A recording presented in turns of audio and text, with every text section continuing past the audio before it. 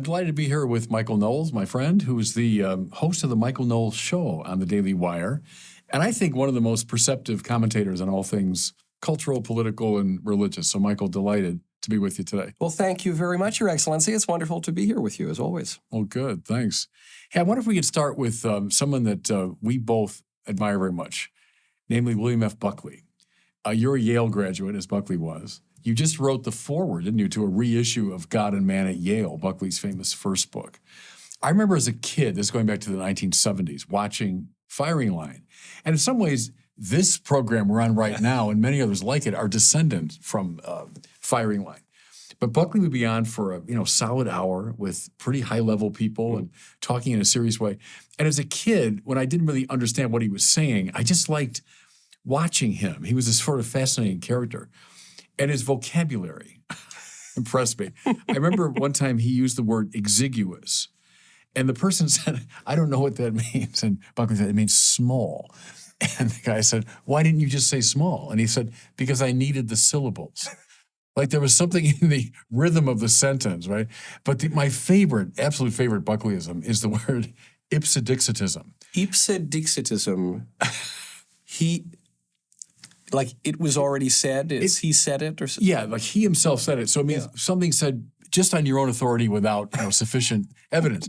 What he said was, if I might risk an ipsedixitism. And I was maybe 14, 15 years old. I thought, what in the world is an ipsedixitism? I try now to work it into conversation whenever I can. That's just an ipsedixitism. Yeah, I love even just the meter and the scan of that line. It's a lovely, quite poetic. Right. So tell me about Buckley a little bit. Obviously, you didn't know him, but you came to know him through his books and his videos and all that. Why does he matter today? Why would someone like Buckley still be important for us today? He matters because the fight over the legacy of William F. Buckley Jr. is a fight over the meaning of conservatism. Mm-hmm. That's why he's still so relevant. You're right that this program is clearly a child of Firing Line. Although I don't know that your chairs lean back quite enough to contort oneself as he did. I never got to meet the man. He died in 2006 or 2007. I got to Yale in 2008. Yeah. Though he and I share a profession, we share a religion, we share an alma mater, we even share a priest. The priest who married my wife and I and me was the priest who celebrated his funeral mass. What's his name? Father Rutler in New York. Of course, Father Rutler. Yes. Yeah, sure. And, who's a Buckley-esque figure in his own way. Of course, yeah. And so I've just admired the man for most of my life, and I've read so many of his works and watched so much Firing Line. And something I've noticed about the legacy of Buckley is that many of the self-proclaimed Buckleyites today would have clutched their pearls at the man in his prime. Yeah.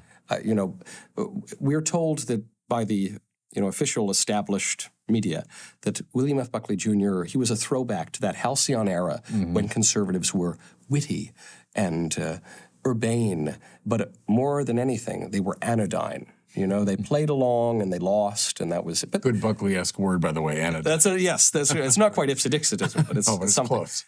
And that just wasn't the man. Yeah. William F. Buckley Jr. launched his first book, as you mentioned, God and Man at Yale, as an attack against academic freedom. The subtitle was The Superstitions of Academic Freedom. He called it a hoax in there. His next book was a defense of Joe McCarthy, McCarthy and his enemies. He said, in a more eloquent way than I will paraphrase, that McCarthyism is a moral crusade around which people of stern moral fiber can rally. His most famous television moment was when he was debating Gore Vidal on television. 1968. Huh? Yes, at the DNC. Yeah. And Vidal had called him a Nazi probably 100 times at that point. And Buckley called him a queer and threatened to punch him in the face. And he regretted the outburst because it cost him the debate. But he did double down on the substance of his attack. So this was a tough guy. Oh, a fighter for sure. He was a fighter. He was a pugilist. And now, he's this emblem of the conservative establishment. But he had the very famous populist line, he'd rather be governed by the first people in the Boston phone book than the faculty of Harvard College. Yes. And so, especially as we have debates over free speech, academic freedom, libertarianism versus conservatism, the prospect of authoritarianism or whatever, the meaning of William F. Buckley is central because if If the squishes, as I like to call them, can claim the legacy of Buckley, then we all lay down our arms and we lose. But I think the more appropriate interpretation of Buckley's legacy is on the conservative side of things, on the more traditionalist side of things, those who care for a more robust set of standards, the enforcement of standards. One of my favorite Buckleyisms is a phrase he used with Leo Chern on Firing Line, 1966. Leo Chern said, "Bill, you and I, we want the same thing. We want an open society. It's central to all we hold dear." And Buckley said, "No, I don't. I want society to be considerably more closed, actually." He said, "I myself am an epistemological optimist," an unfortunate phrase which means I think we can know things. We can come to certain conclusions and make certain exclusions. And not to put too fine a point on it, Buckley said, "I see no reason to protect the liberty of a Nazi or a communist." And I think we need a lot more epistemological optimism on the right and in the country today. We'll get back to it later in the conversation, but that whole question of liberty, libertarianism, the meaning of freedom, Buckley coming out of, I would say, the Catholic social teaching tradition, which then stretches way back, goes back to the medieval doctors, goes back to the fathers of the church and into the Bible itself.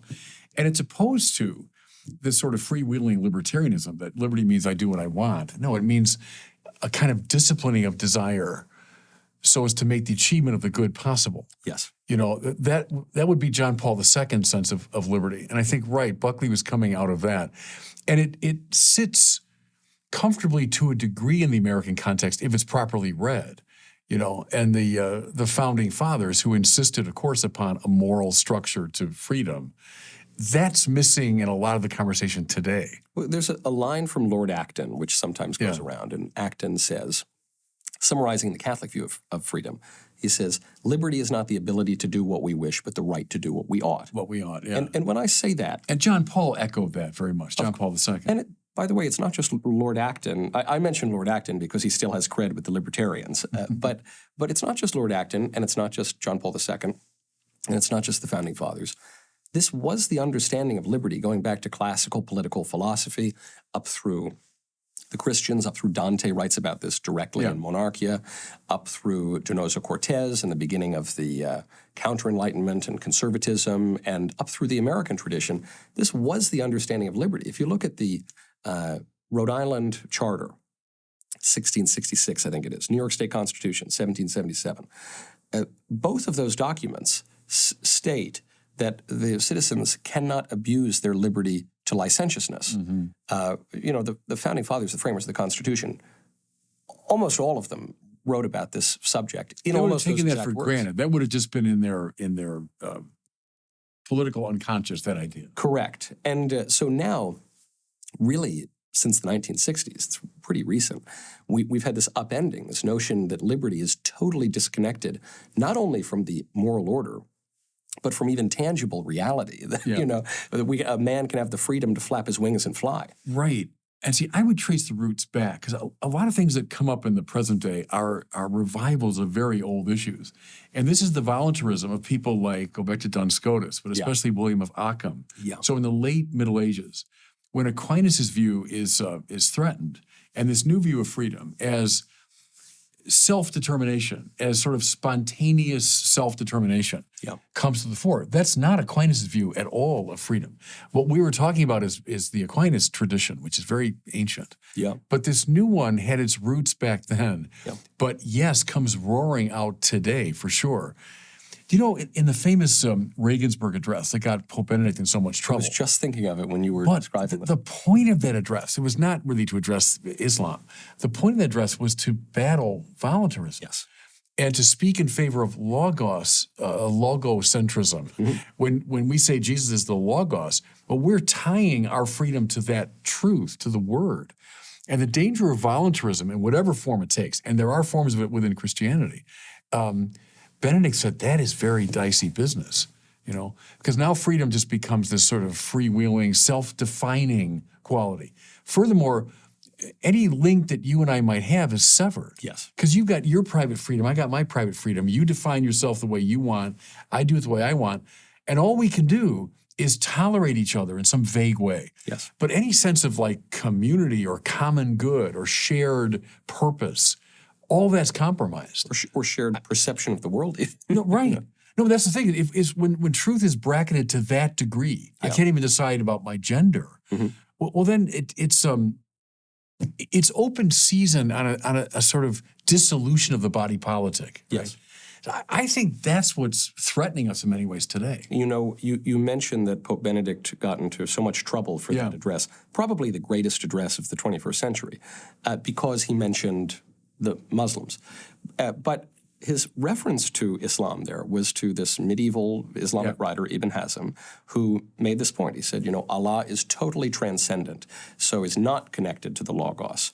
And so Muslims are almost all voluntarists. That was not always the case. There was an open debate within Islam, but they went voluntarist. And I love your point on William of Ockham, because conservatives love to play this game, which is when did the train go off the tracks? When did the rot set in? Yes, and to my mind, the most popular answer, unless we go all the way back to the garden, is about William of Ockham, nominalism. And, Well, no, yes, and if you want to see the Christian strain, we're going to be controversial here because, the Christian strain comes up through someone like Calvin, who would have inherited very much of a nominalist epistemology. Yeah.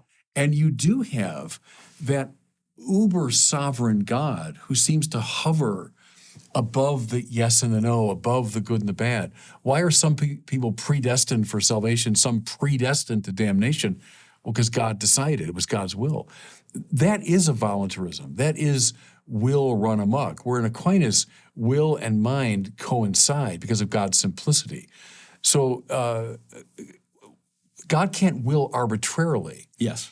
That famous question in the Summa when Thomas asks, can God sin? It's a very interesting question. Because if you're a voluntarist, it seems to me, the answer would be, well, yeah, sure, heck, I can sin. Whatever he wants to. And if I can sin, God, who's all power, why can't God sin? And Aquinas famously says, no, God can't sin because God can't be out of step with his own nature. And I know that sounds very arcane and like medieval theology. It's very relevant to the conversation today because our freedom is mimicking that voluntaristic freedom, right? And so, sure, I can decide what truth is. I'm not constrained by truth. My freedom isn't directed by truth. It determines truth. Yes. And that opens up abysses, as they say.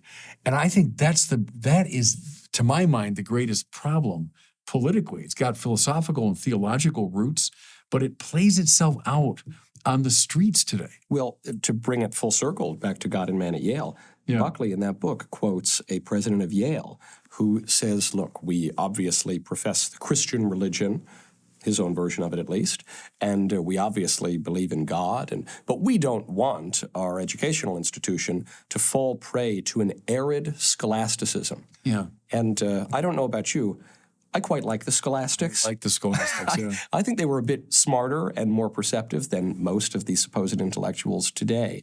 And the point that Yale president was trying to make was ultimately a failed project. And it's the point that John Henry Newman makes in The Idea of a University, which is he inveighs against the idea that one could have a university without a chair of theology. Mm-hmm. How can you do that? Because either you are saying that we can have no knowledge of God, that this is not a real field of study, or you are admitting you're not a university. A university pretends to universal knowledge. And so what you're really implying, even if you say you're a professing Christian, if you push an idea of the of the university, rather, that ignores theology, what you're really saying is, I don't believe it all that much. At least I don't think we can really know anything about it. Yes, but it also means something else will move into that central place. Correct. Newman saw that. Nature pours a vacuum. If you say, well, God's not in the center of the enterprise because, oh no, we're just being tolerant, so religion's over there somewhere in the circle of discipline. It's a matter of private opinion or something. Right, but then inevitably something else will move into that central place. And it's easy enough to see it now, a kind of scientistic materialism or maybe a psychologism or a historicism or something. Something moves into the center. Well, and where the chaplains might once have sat, now you have the deputy assistant deans of DEI at all of these universities. Right. But it's interesting because these high philosophical ideas play themselves out. Mm-hmm. So they're not peripheral abstractions here. They're very much at play in this conversation. But, you and I have both been longtime critics of wokeism, or call it a sort of popularization of critical theory, call it political correctness. I do think we're at something of an inflection point in the culture. If 2020 was sort of a high watermark of wokeism, that something is shifting around. And I want to get your thoughts on some of the roots of that, because I trace a lot of it back to Marx. Certainly behind critical theory. Yeah. If wokeism is popularized critical theory is deeply indebted to Marx. In the Theses on Feuerbach, he has these 11 famous little, pithy remarks the young Marx makes. Number 6 is, there is no human essence. Yeah. Human essence, he says, is the ensemble of social relations. Yeah. Number 11, the last one, is the most famous. It says, philosophers so far have only interpreted the world in different ways. The point is to change it, right? Well, read those two things together. I think you've got the foundations of wokeism. There is no human nature. There is no human essence. It's simply a matter of the always shifting social relations that we have. What's the point of theoretical speculation, not just to contemplate, is to change the world in accord with these ever-changing, social conditions.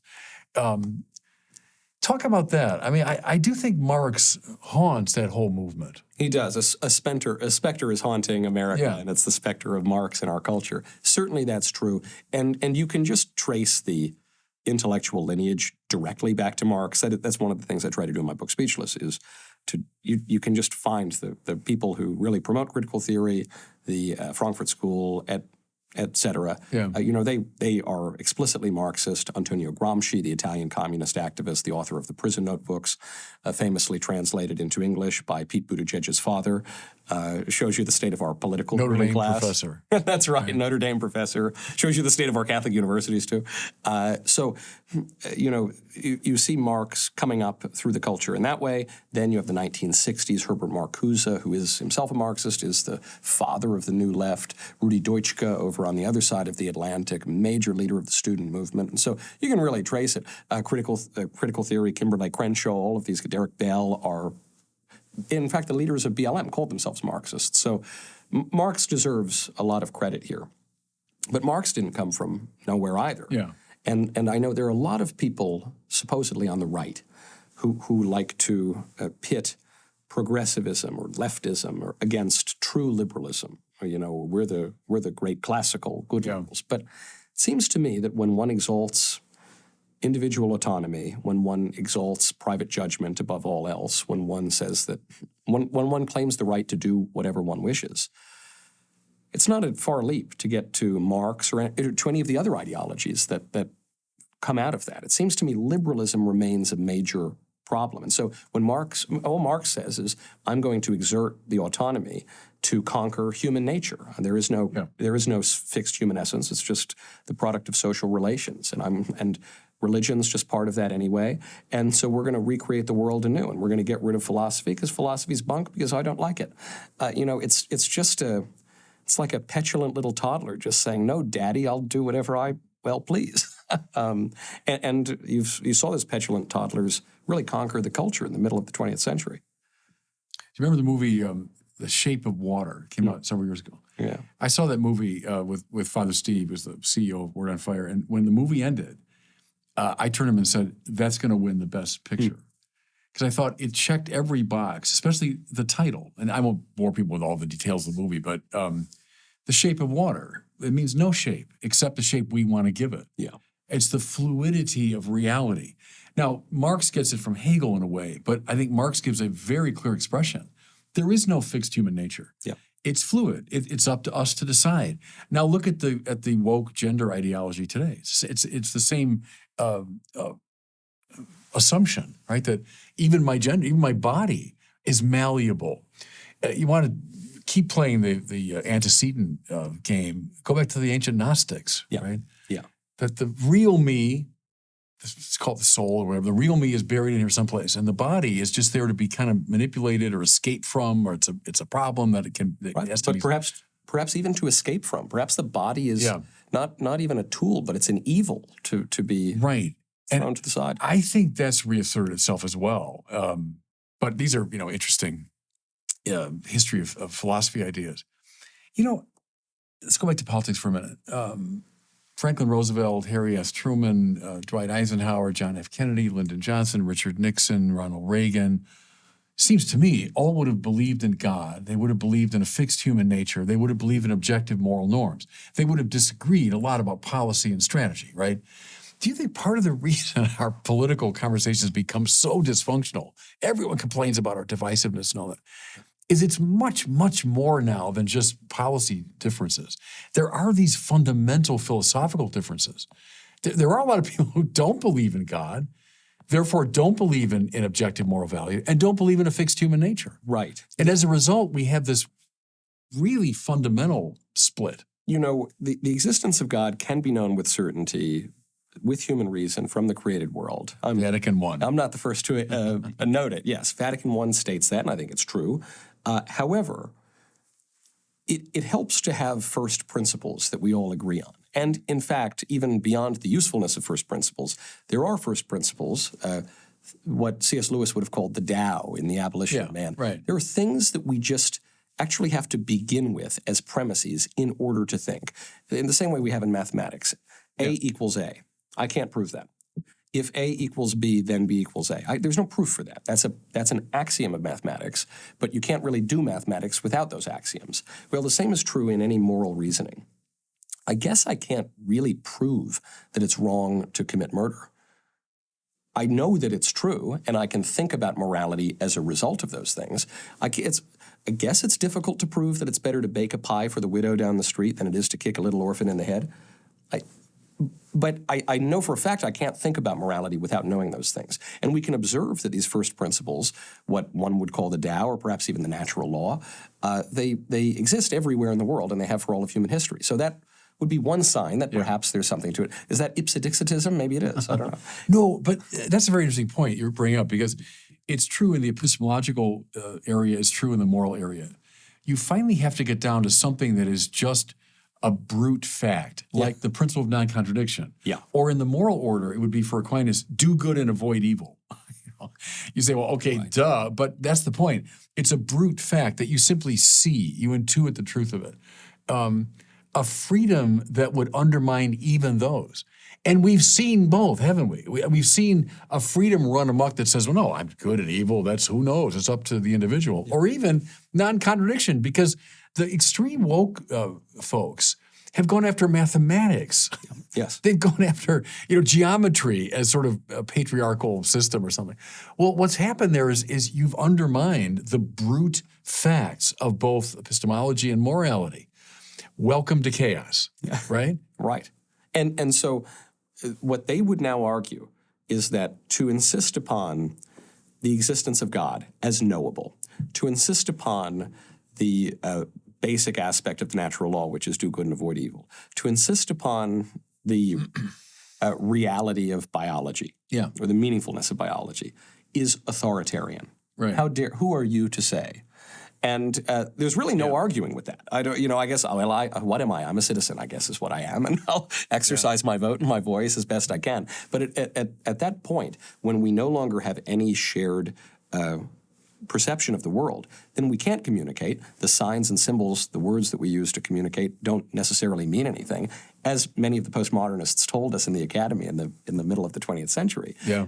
So then politics ceases to be a matter of civil society and persuasion, and it becomes a matter of people with clubs beating each other on the head, and whoever has the biggest club and the most torque is going to win.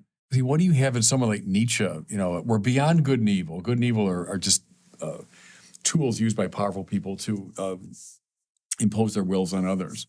What do you have left? The war of all against all. Right. And so you can't argue.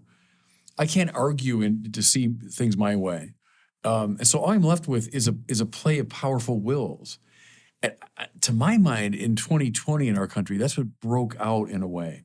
The bacillus of this view that was in the university system broke out into the streets in that awful summer of 2020, I think. And it's still maybe the central political struggle we're going through right now. And yet, 2024 is different than 2020. Yeah. Something has shifted in the culture, and this is encouraging. So, the other thing I've noticed is conservatives like to argue, when did we go off the rails? And they like to argue, when the world is going to end? Is it going to be tomorrow? Is it going to maybe a week from now? So I know I'm speaking out of character here when I think something is going right. But what's going right now is people seem to reject the really ugly war of all against all, racially tinged politics of 2020. They have rejected, I think, this transgender ideology quite clearly, at the very least when it comes to little children. And what I think the left would like to do right now is say, okay, all right, fine. We'll hold off on transing the kids for a little bit. Please don't go any further. But just as you point out, ideas have their own logic and consequences follow from that logic. I think there are consequences that follow from the backlash. Because if we say, all right, look, it's wrong to castrate a little child, why is it wrong? Well, it's wrong because the little child can't consent, and but parents make decisions for kids all the time. And it's wrong because a man can't really be a woman. Okay, well, if a man can't really be a woman, then I guess we have to unwind the transgender ideology, not just for little kids, but for everyone. Well, wait, why is transgender ideology wrong? If a man can't really be a woman, I guess that means there are differences between men and women. Well, if there are real differences between men and women, then men and women aren't practically the same, then maybe we need to unwind that redefinition of marriage that we all well, we didn't all do it. It was actually just a justice on the Supreme Court writing romantic poetry instead of jurisprudence. Maybe we need to unwind that. Well, if we're unwinding that, if marriage, a union between two men and two women is not the same as a man and a woman, then maybe we need to unwind some of the other aspects of the sexual revolution in our culture. Maybe we need to go all the way back to some of the excesses of feminism, which say that a woman needs a man like a fish needs a bicycle. Maybe, and maybe I'm just being a little too optimistic here, maybe we just need to be normal again and do the things that statistically everyone has done for all of human history that have led to flourishing. As you're talking, I was reminded of something Cardinal George, who was a mentor to me, once said. And it was about the Supreme Court and marriage. So the Supreme Court was making these moves about marriage and redefining it and so on. And he said, no. Marriage belongs to the natural law. That belongs to something that's far more ancient than any political arrangement we have. In fact, it's a pre-political reality. The Supreme Court or the Congress or the presidency are dealing with sort of more practical applications based upon these moral principles. The trouble is the government has invaded this space that's really pre-political. But see, if that's lost, all that's left is the power of government, right? Which is a bearer of the will of the majority. That's a signal breakdown in our political thinking. Well, and the inability to agree with one another on any even most basic topic is convenient for a government that would like to accrue more power to itself. Right. If the people can't agree on basic things, the government has to come in and make a decision about it, which the government is now doing in the wrong direction. But it brings us right back to that question about freedom, which is, okay, well, why don't two men have the right supposedly to get married? Why don't I have the right to flap my wings and fly out of your studio? Did I do something wrong? Am I not? No, it's because that's not how my arms work. I don't. But it has to be read now as an act of oppression on someone's part. Right. You can't do it because someone's telling you can't and oppressing you. Right. But I didn't make biology, and even beyond biology, I rescind that statement. Because I hate it when I hear conservatives refer to biological men and biological women. It implies that there's some other kind of man or some That's other the kind. Gnosticism again. That's the Gnosticism. Right. And so it's not merely biology plays a big role in a lot of these arguments, but it's the whole human person. We're matter. We're also souls. Well, here's something from Aquinas I've always loved. He says, the soul is in the body, not as contained by it, but rather as containing it. It's a very interesting observation. So in Plato, but also in Descartes, you find the idea of the soul is it's in me somewhere. It's in the body. That's a Gnostic understanding. Yep. Where for Aquinas, the soul is the form of the body. And so it's if you want, the energeia, the actus that contains the body. The point is you can't divorce one from the other. Right. You can't say, the soul has to get away from that, has to escape from it. The soul-body unity is who we are, But again, maybe we'll come back at the end, but I think we've got to take the offensive. By we, I mean people that think along these classical lines. We've been playing a very defensive game, haven't we? Yes. Kind of retreating and I'll hang on to this bit of territory. That phrase biological woman is an example of being put on your heels, right. Retreating a little bit.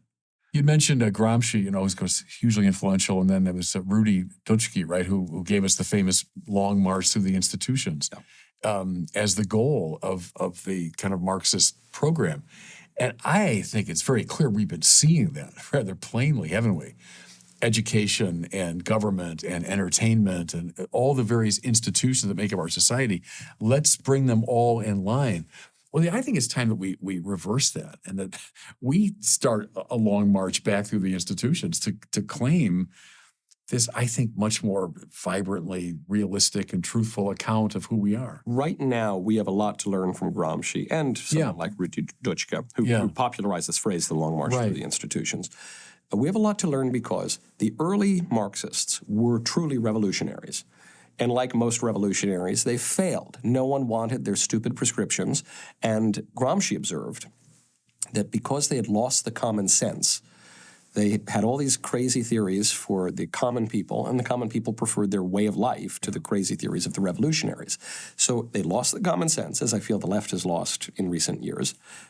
Saying that a man is a woman is a good example of showing people you've lost the common sense. Right. But they were also impatient. And the left seems to have become a little impatient. But for most of the 20th century, they had, perhaps it was their only virtue, but they had the virtue of patience in spades. They understood that by just installing people in the universities, in government, in the bureaucracy, in the media. Playing a long game. They could play a real multi-generation long game. And we conservatives, myself included, we become impatient. We want to win an election and then get everything we want and be done with it and go back to making money and having nice dinners with our family and not have to worry about it again. And that really is not going to work. You have to have incremental change. You can't let the perfect get in the way of the good. You need to take what you can get, and you win by winning. I remember in 2016, there were people on the right who did not like the Republican nominee for president. There are many people.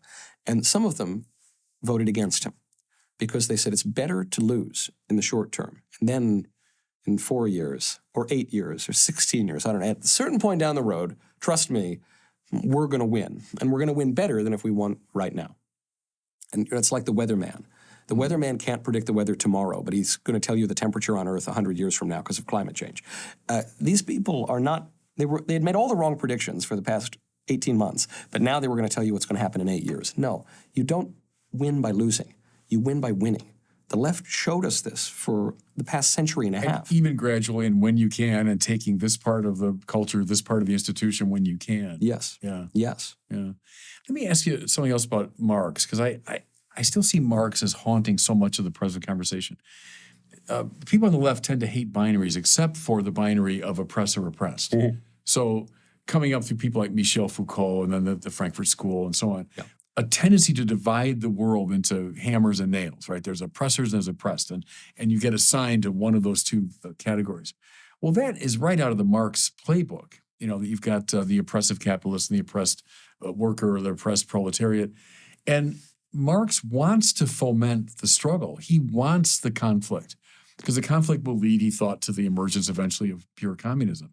So stirring up the tensions within a society isn't a problem. That's the purpose. Yes. Right? Marx called for the ruthless criticism of all that exists, which is an important phrase. That's all I want. Well, and if you find yourself in the happy place of being oppressed today, it means you're one of the good guys, and paradoxically, you get the privileges as a result of being oppressed. Watch out, because you might find yourself in the role of the oppressor shortly thereafter. You think of the purges. The tables will turn. The tables will turn, and people will be purged. Because the goal of it is really the ruthless criticism of all that exists. And criticism, just withering, pointless, nihilistic criticism, seems to have infected all of our thinking, including on the right. How many people on the right say, we exalt critical thinking? What about, my friend Yoram Hazony says, what about constructive thinking? Whatever happened to that?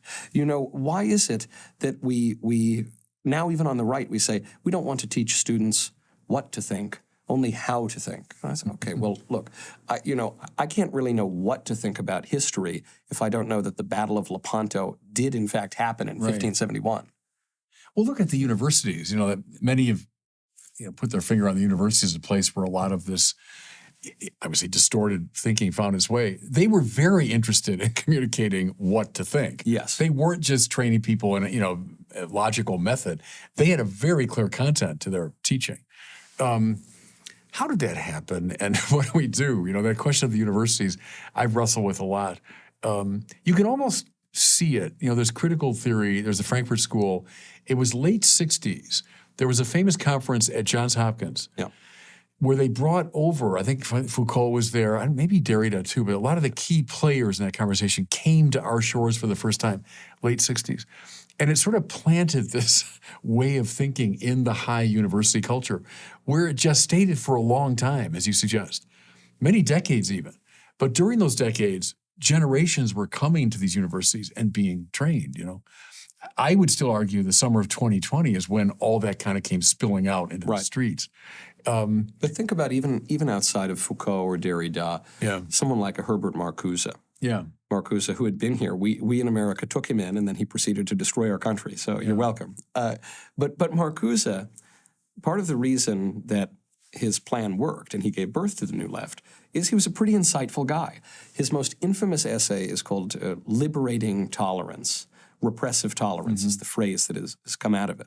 And he said, in short, you can't tolerate intolerance.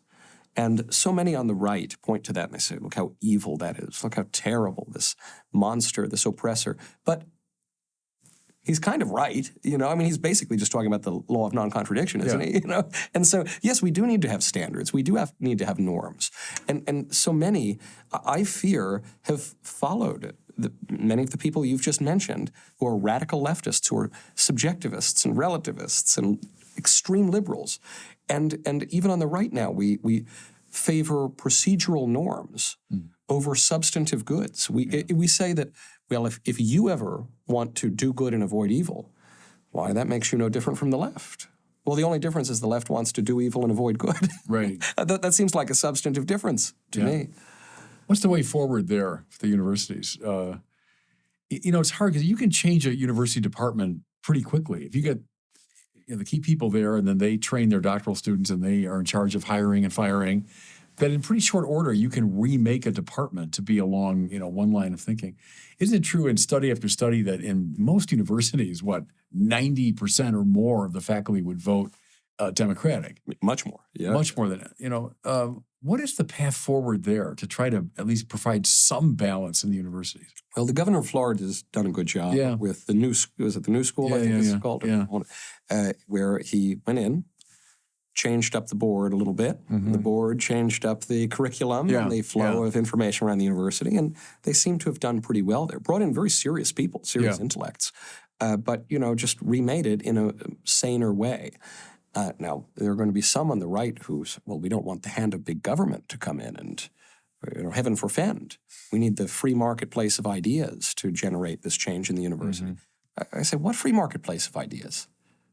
Is that the point of pedagogy, is to be a free marketplace of ideas? Should we allow a free marketplace of ideas in third-grade classrooms next, too? Yeah, I guess we pretend that we do now by indulging in any fantasy that a child might have. But even then, it's teachers and administrators encouraging certain fantasies, because education is an intrinsically coercive process.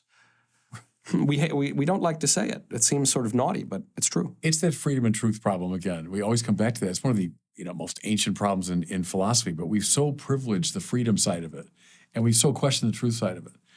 I mean, people like Patrick Deneen and others have even pointed to the founding of our country as a time when, a certain loss of confidence in our ability to name the objectively good. Yeah. Where, Jefferson's pursuit of happiness becomes the game rather than, well, what is real happiness?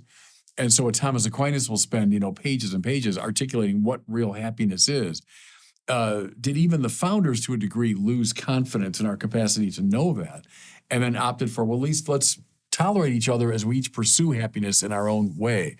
And I know that's a much, debated issue, because I think you're certainly right in suggesting at the same time the founders have a keen sense of virtue and so on. But my point is, it's an old issue of freedom and truth. And Patrick is a brilliant political philosopher, but one lesson he perhaps has neglected is that if one hopes to make some change in a country, it's best to wrap oneself in the flag, and not to make an enemy of the country. And one can't do that, I mean, we have the country that we have, and no one lives in a perfect polity. And the men who built our country did a pretty bang-up job, I think most people would have to admit. So I think it's probably more productive to focus on the good things. And here's one good thing. The structure of our country, when I look back in political philosophy, where do I really see the clearest echoes? Is it John Locke, as we are told? Mm-hmm. Not really. Where do you see it? Is it even Montesquieu? Maybe Montesquieu, maybe more than Locke. But I see it in St. Thomas Aquinas. The De Regno. Yes. Right. I see it, and in the Summa, by the way. Yeah. When he is describing the ideal polity, because there's this problem that goes back much further than St. Thomas Aquinas, the cycle of regimes. How do you escape the decay of Plato one and Aristotle regime? talk about that. Yes. The way the regimes tend to devolve. Yeah. Yes. And how do you do it? Well, St. Thomas's answer is you have a kind of a mixed regime with a monarchical element, an aristocratic element, and a democratic element. I look at the American Constitution, especially as it was in the 18th century. It's degraded a little bit because of progressivism and the rest. But even still, it's not too far off, and we've done pretty well for ourselves. It's a very interesting connection you make there. And, Thomas is my man. And the De Regno is the closest he came to writing a treatise on political philosophy. Yeah. You can find it in parts of the Summa, but the De Regno, which he wrote as a special kind of gift to a king, will say, look, ideally monarchy is the best form of government because it's most like God's government of the universe. It's one God who has one great mind that brings things together. So you're like, well, yeah, sure. But then Aquinas is realistic enough to know it's very hard to find this godlike person and control him, right? So therefore, as you say, something like a mixed government that has three elements.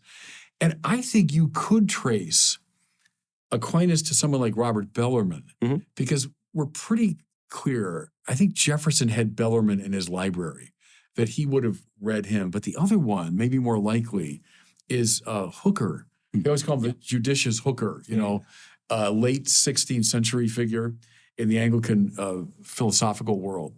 Certainly all the founders would have read him. And he has a clear connection to the medieval scholastics. It's interesting because you mentioned earlier the arid scholasticism. That's a bit of kind of tired intellectual historiography, largely from a Protestant provenance that would say, we had to rid ourselves of this old, decadent scholasticism to find this new biblical, approach. And what they were reacting to, understandably, was a somewhat decadent form of the scholastic movement. Yeah. By the time of like Luther and company, it had become a sort of, too much logic chopping, and like most systems, they get tired and they turn in on themselves. Yeah. But the great scholastics, Bonaventure, Anselm, Aquinas, and so on, has this wonderful vibrancy, and they're the bearers of that tradition we've been talking about, including, you're right, this political tradition of mixed government. And it presents a problem for conservatives today, which is, I think, if you forced me to use an adjective to describe my political views, obscure political monikers are the right-wing version of gender pronouns. Everyone has their own. Yeah. But I guess I'd say probably I'm closest to a traditionalist, but with this exception. Someone like Michael Oakeshott writes that ideology is the formalized abridgment of the supposed substratum of rational truth contained in the tradition. So he inveighs against ideology and he exalts tradition. And I get it. And I'm a big admirer of Edmund Burke, and Edmund Burke writes beautifully about tradition and against the hideous rationalism that followed the Enlightenment and chopped off a lot of heads in the French Revolution. However, reason is good too, and reason properly used within a sound political order that has proper first principles can be a wonderful thing. We can, in fact, know things. And so the rationalism of modernity has been hideous and is not to be trusted. The rationalism of the High Middle Ages deserves a searching second look. Oh, yeah, no question about that. No question about it. I want to have this question of the founding again. I think there's a tension, and that's why people come down on both sides of it. There is a Hobbesian, Lockean element, and you can certainly see it in Jefferson. You can see it to some degree in the founding documents. But then there's this other tradition, and they're both there. And that's why one side will say, hey, look, it's all Hobbes, and oh, no, look, it's all Aquinas, you know. No one wants to mention Hooker or the actual conservative Right. tradition. But like, I've been in conversations with people who are like, they're super strong on how, traditional the American founding is. I said, well, okay, I love Thomas Jefferson, but he's not quite Thomas Aquinas, But then the flip side of it, it's all Hobbes and Locke and it's all, modernism. I think it's both, but I would say this tradition that we've been describing does win out in the founders. That's what they're, about. Well, a little rule of thumb here would be, if you took any of these men who were quite wise and better educated than most of us today, and you transported them into 2024, and you said, hey, here's the meaning of marriage, here's what our borders look like, here's what we're doing to little children. Do you support this? Do you recognize this? Of course they would pull what little hair they had left. They'd pull their wigs off. No question about it. Yeah. Hey, I want to go back. We have William F. Buckley in common. I also discovered we have the Coen brothers in common. I'm a big fan of the Coen brothers films. I think they're the most maybe spiritually alert filmmakers. Are they secret Christians or something? I don't know. I mean, they have a Jewish background. Obviously, they're from Minnesota, like another hero of mine, Bob Dylan. Another Christian too. Well, yeah, as far as we can tell, he became a Christian certainly in the early '80s. But the movie Hail Caesar, which I think is under the radar, but was a great movie. It's the greatest movie of the last quarter century. Well, I'm a great devotee of Fargo and A Serious Man as well, but I love A Serious Man's another great one. Which ends with the voice coming from the whirlwind. I mean, it's the book of Job, and there's all sorts of biblical stuff going on. But in Hail Caesar, as I think you point out in the book, that marvelous scene, where Baird Whitlock, he's the kind of airhead actor played by George Clooney, and he's taken in by a group of communists who had infiltrated Hollywood, and including Marcuse, right? Isn't he? They say Professor Marcuse. I've never seen a movie where I had a more radically different experience watching it than apparently everyone else, perhaps other than you and my wife, because we're watching it, and everyone's just enjoying this Coen brothers film. They're very mainstream. And I said, hold on, you're telling me we have a movie here where the good guy is an American capitalist right-winger. The bad guys are communist homosexual actors in Hollywood, and specifically Herbert Marcuse, the father of the New Left, and the punchline of it is the studio exec smacks George Clooney playing himself in the face and says, go out there and be a star. Right. Am I the only one who's been watching this movie? No, it was extraordinary because Clooney was sort of like the typical superficial, sophomoric Marxism, laying out these principles he just learned from these wonderful Professor people. Marcuse says. Right. And he does say Marcuse, right? He's specifically named. But then, what's his name? Eddie Mannix, right, is the name of the studio executive. And he's just kind of glowering at him and then finally just slaps him around, But I thought that was a marvelous criticism, not only of that time, but of that whole way of approaching things. Yes. And, really, the breakdown of Hollywood, people trace it to all these different ideological, what Marx would call the superstructure issues. But here perhaps I'm with Marx a little bit. I think the problem lies more in the base, in the substructure, which is that the courts broke up the studio system. Yeah. You used to have a studio system where the movie industry was vertically integrated. So the studios would hire actors, they would have contracts, they'd do X number of movies per year. The studios would distribute those movies. They ran it like a normal business. And that was back when the movies were normal and the industry was normal. When that was all broken up, then it became the Wild West, but in all the worst ways. And then the actors all became bizarre hippie drug addicts, and the movies, it was very difficult to make money anymore, and the whole thing just really decayed quickly. Very few John Waynes came about after that. And go back to Marx for a second, that 11th thesis on Feuerbach. The point is to change the world. Yeah. Josef Pieper, who's been a kind of a philosophical hero of mine for a long time, great 20th century Thomist. Yeah. He said, that thesis represents effectively the end of philosophy. Because philosophy by its very nature is useless. Because like for Aristotle and company, that's the highest praise I could give something or someone. You're useless. When I was a philosophy student many years ago, my professors told me that this is the most useless thing in the university because it's about a good in itself. Yes. Right? The useful is subordinated to a good outside of itself. Philosophy by its very nature asks the questions about the true, the good, the beautiful, Why? Because it's good in itself to do that. It's beautiful in itself to do that. The contemplative act, this is again Josef Pieper, is the highest act. And the Aquinas says that too, Following Aristotle, the highest act is the contemplative act. And that's why. This is Mary and Martha, isn't it? Yeah. The active life and the contemplative life. Right. And the contemplative has the better part. Is a higher status. So when you say, oh no, philosophers have so far only interpreted the world, the point is to change it. No, you've thereby ended philosophy. And you make a great point too, not only that, yes, Marx is declaring an end to philosophy, but you've just made me think of it now, which is that he is quite overtly subordinating a higher good to a lower good. He is flipping the world upside down.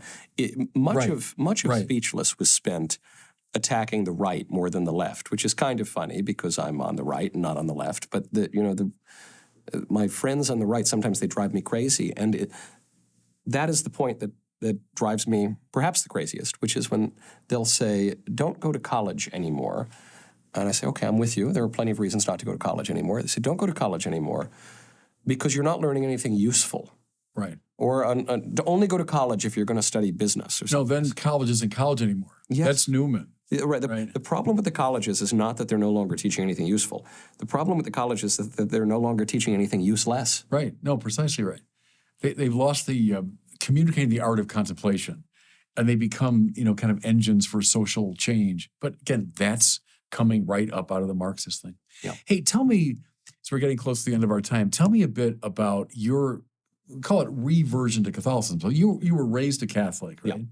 And then sort of drifted away, like many people in your generation, came back. What precipitated the comeback? I'm just curious, like what started the journey back?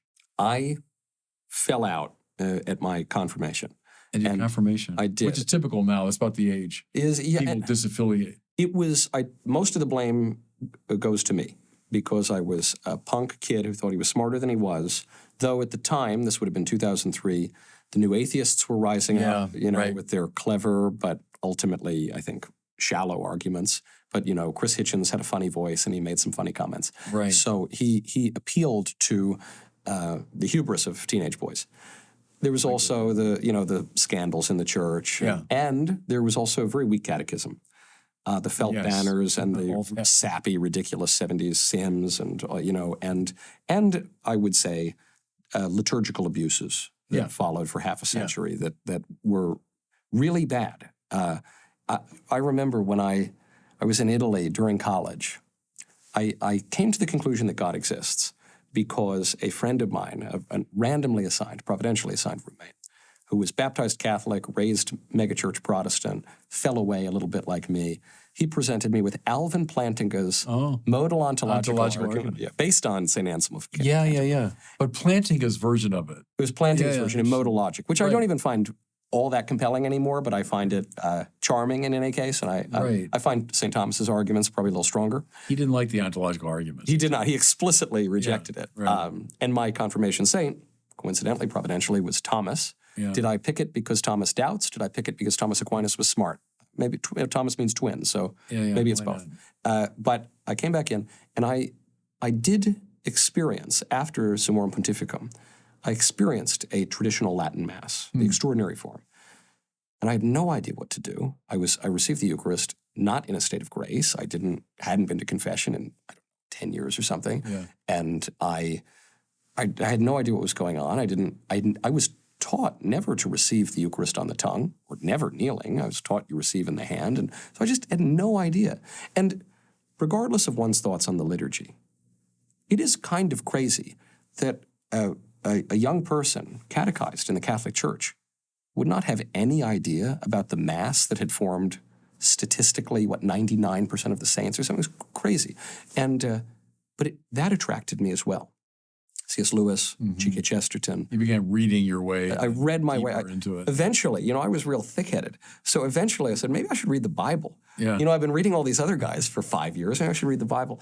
Read the Bible. That really struck me. I mean, this was now the beginning of new. Did you read it straight through, or how did you read the Bible? No, I've done, I think they call it Bible in 25 years, or maybe I've done 25 Bibles in a year. So I've read Genesis 1 million times, but I'd peter off a little bit.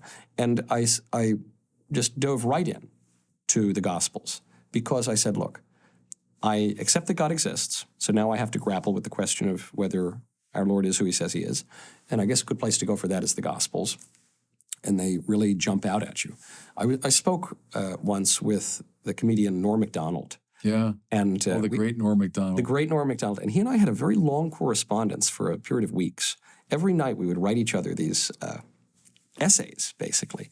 And he said something to me. I don't know that I've ever mentioned this publicly. But he said to me, we were talking about religion a lot. He said, you know, Michael, the thing about the Bible is I've just always known it's true. I've just always, you know me, it just strikes me as true, and I've always known that. I've never really had any doubt whatsoever. And that was my experience of reading the Gospels again. Then, but you know, I was reading Protestants. I was listening to certain Protestant pastors as well. Yeah. And I then had what C.S. Lewis would describe as numinous experience, you know, finally a more religious experience. And I reverted. It coincided with Father Rutler's books in church, and I was in New York at the time, and all of these things kind of came together. But then to fast forward a little bit in, I did discover the traditional Latin Mass. And it had a big effect on me. And it even made me wonder, had this Mass remained, would I have fallen away? Yeah, there's a lot. I mean, you raised there. It's always fascinating to me how people make the journey back. And that an argument has something to do with it? Because that was true in my case. I was never not a Catholic. I'm born and raised a Catholic. But when I was a young kid in high school, it was Aquinas. It was one of the arguments from motion that just, I never thought about God. Which is his first. The first and more manifest way, he says. Yeah. It opened the door anyway, you know, that I went through. So for you, the ontological argument, and right, Plantinga famously revives it, you know, using that modal approach. William Lane Craig, who's been, I think, one of the best Christians engaging the new atheists, is a great devotee of that, you know. But also liturgically, I mean, I get it. I came of age at the time of a lot of liturgical craziness. And people, it's like the iconoclasts of old and of new. They say, look, we need to get rid of all these images and all these statues. These are accretions and yeah. But why did they do it? They said, because this is getting in the way of my direct and, you know, solemn prayer to God. Well, how is that? Because, you know, Catholic, yeah, right. That's not Catholic. Yeah. And if you get rid of all the images in the room and you get rid of all the statues and you just close your eyes, guess what? There's still an image there. Well, your mind will produce. Your mind will produce. We're human beings. We communicate in symbols. It's inevitable. No, quite right. And there, I've said this. There are certain moments of iconoclasm in our tradition go way back to the 8th century when the controversy first breaks out, and John of Damascus has to say, no to iconoclasm. Yeah. The second one was after the Reformation, when you see a lot of churches, desecrated in Europe. And the third one, frankly, was the time after Vatican II. Yeah.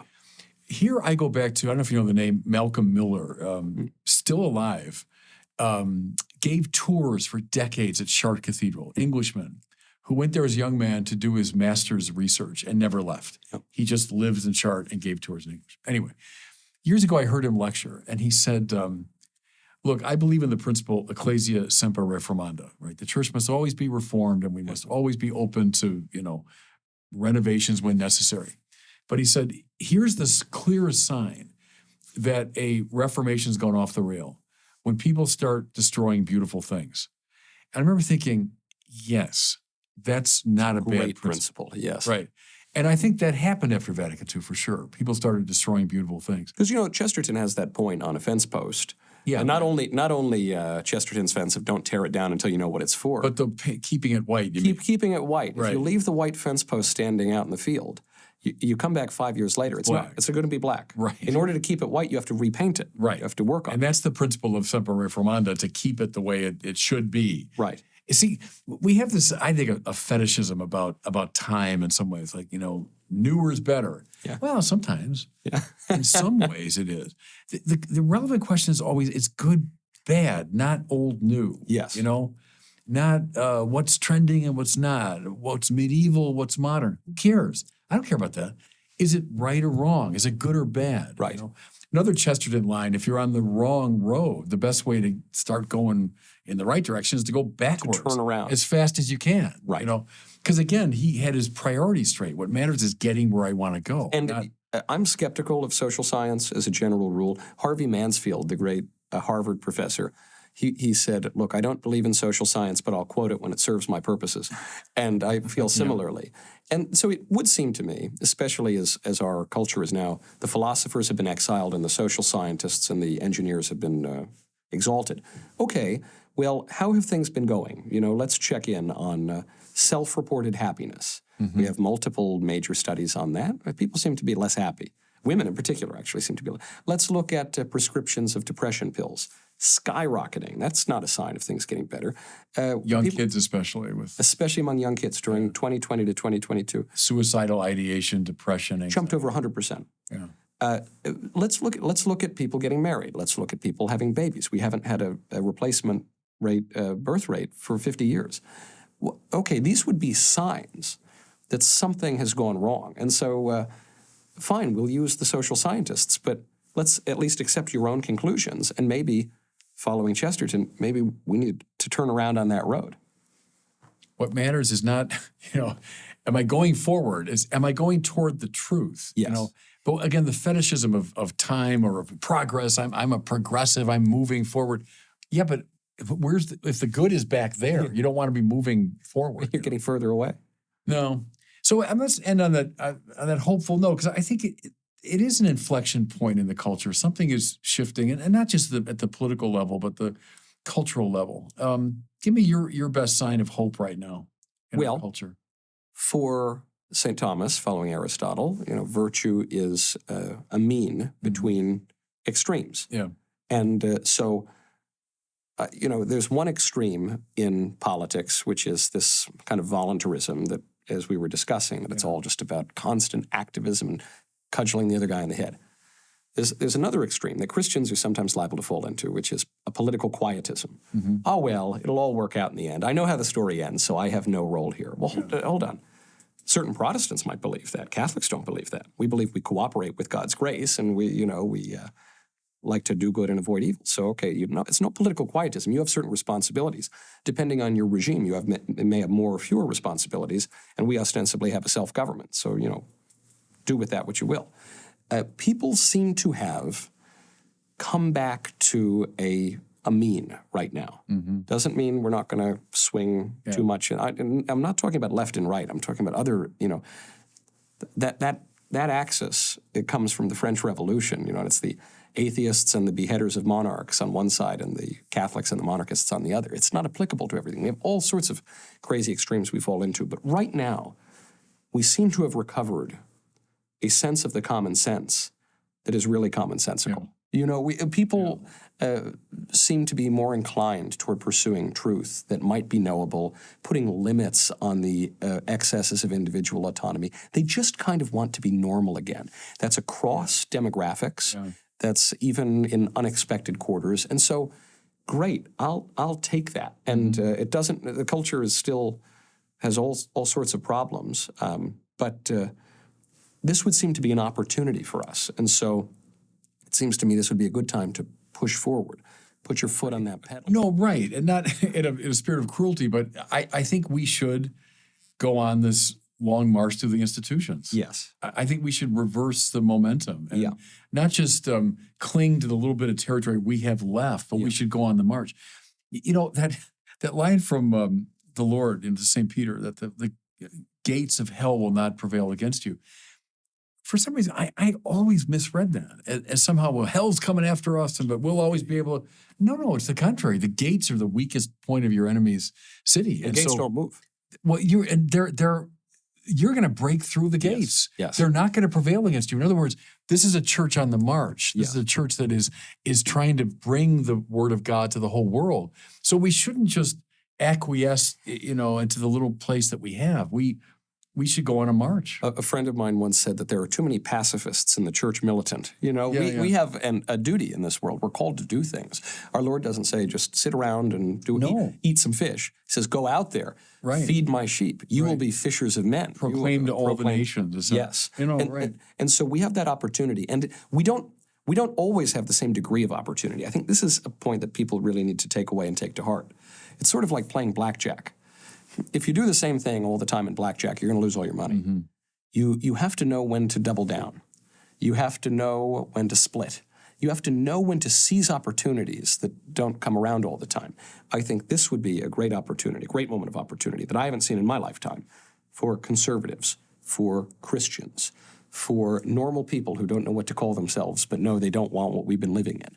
This is the time. And so while our opponents are weak, for our good and ultimately for their good, and for the common good, which is a concept that we might even consider reviving, let's go full steam ahead. On that hopeful note, we'll bring things to a close. Michael, wonderful being with you today. Bishop Barron, thank you so much for having me. All right, God bless you.